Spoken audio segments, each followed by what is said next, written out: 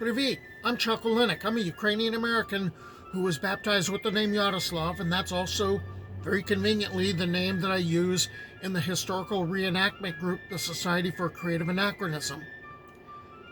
For years, actually decades, I have been wading through all sorts of Slavic mythology and folklore and history. Part of it's because I was brought up with it, by my family, but also I was fascinated with the subject. And I realized that all this research was sitting around in a stack of notebooks about that high, and it wasn't doing anything. So I figured that what I would do is start putting this knowledge out on or in video form on my YouTube channel, which would be really cool if you subscribe to, by the way, and share that with people, especially with those in the society who might want to develop a persona that's based in Eastern Europe. So it's late October. As a matter of fact, Devil's Night is tonight. And we get into all the spooky stuff. And I figured that I would be talking about Baba Yaga. But then, for some reason, Likho popped up and made it known that I was supposed to write and talk about her. Likho is the embodiment of evil fate and misfortune in Slavic mythology, often personified as a witch or a goddess of extreme malevolence, looking like a skinny old woman in black. One-Eyed Likho. Or we might have a gender change and Likho appears as an evil male goblin of the forests. Or she may be a giant who towers over the trees. Sometimes her origin is she is one of the malicious evil spirits, the Zlidni, known as Fever, one of the fruits of Mara's womb of chaos. The main feature which attracts the attention is that she has but a single eye. Okay, Likho is known to the Russians, the Poles, and the Belarusians, but it's the Ukrainian word for bad luck which gives her her name. There's several proverbs that use it, such as the proverb "Не буде лихо, поки воно тихо." Don't wake Likho while it's quiet. And then there's a Polish version, "Тихо, lichko nie śpi." Okay. Quiet, evil does not sleep. Okay. Rather than being included in the major canon of Slavic beliefs, Likho's pretty much going to be found more in the fairy tales. Okay, you have several basic versions of tales about how a person meets with Likho, and there's different morals of the tales.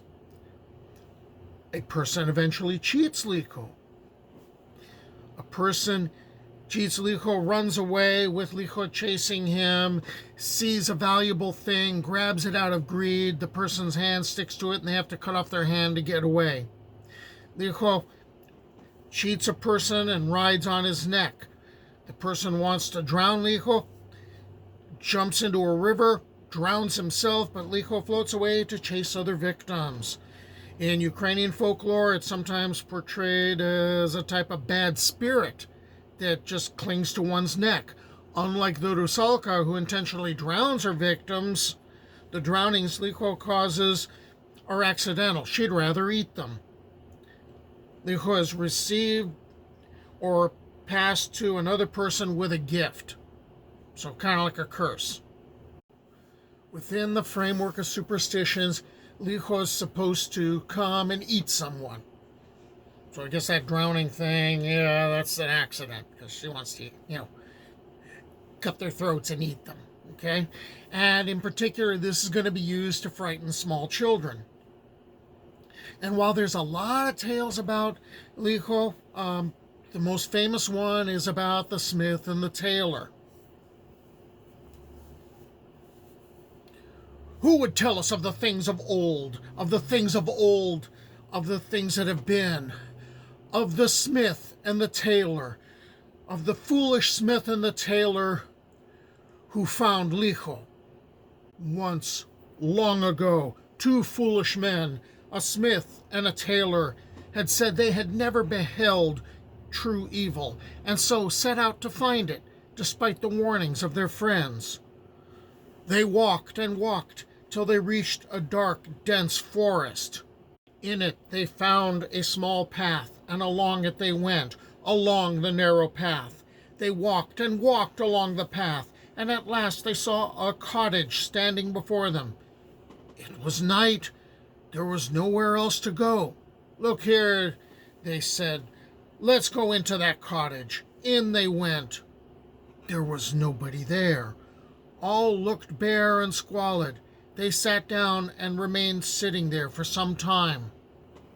Presently in came a tall woman, lank, crooked, with only a single eye. "Ah," she said, "I'm visitors. Good day to you." "Good day, Baba. We've come to pass the night under your roof." "Very good," said Likho. "I shall have something to sup upon." Thereupon they were greatly terrified. As for Likho, she went and fetched a great heap of firewood and brought it in, flung it into the stove, and set it alight.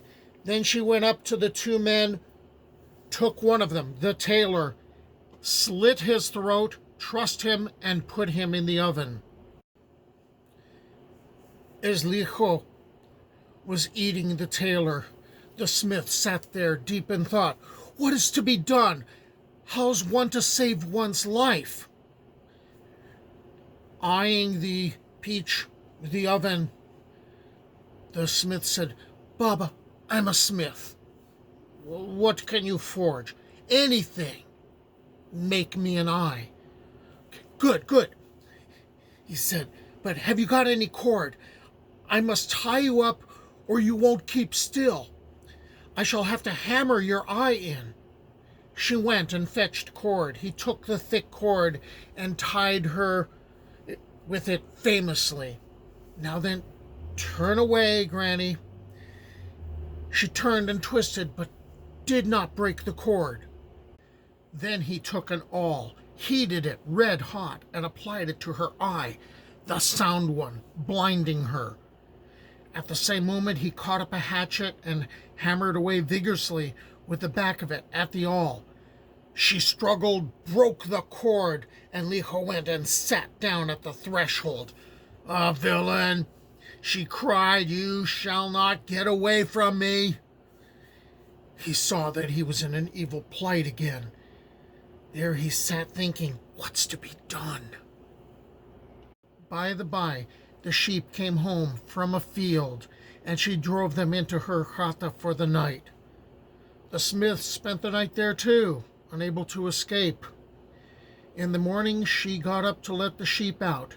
He took his sheepskin cloak and turned it inside out so that the wool was outside, and pulled it well over him, and crept up to her as if he was a sheep. She let the flock go out one at a time, catching a hold of each by the wool on its back and shoving it outside. When he came creeping up like the rest, she caught hold of the wool on his back and shoved him out. But as soon as he was outside, he stood up and cried, "Farewell, Likho. I have suffered much evil at your hands. Now you can do nothing to me." "Wait a bit," she replied. "You shall endure still more. You haven't escaped yet." The smith ran, seeking to escape Likho's evil, and he ran back through the forest along the narrow path. Presently he saw a gold-handled hatchet that was sticking out of a tree. He felt such a strong desire to seize it. Well, he did, and his hand stuck fast to it. What was to be done now? There was no freeing it.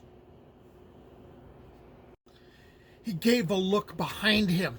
There was Likho coming after him and crying, "There you are, villain! You've not gotten off yet!" The smith pulled out a knife. that he carried in his belt, and he began hacking away at his hand, cut it clean away.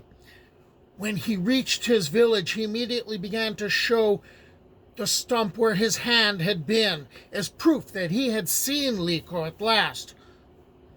Look, this is the state of things. Here I am without my hand, and my comrade, she ate him up entirely. It was at the feast I heard this tale. There it was, I drank mead ale. Though it flowed down my beard, my mouth stayed dry, for never a drop passed my lips, swear I.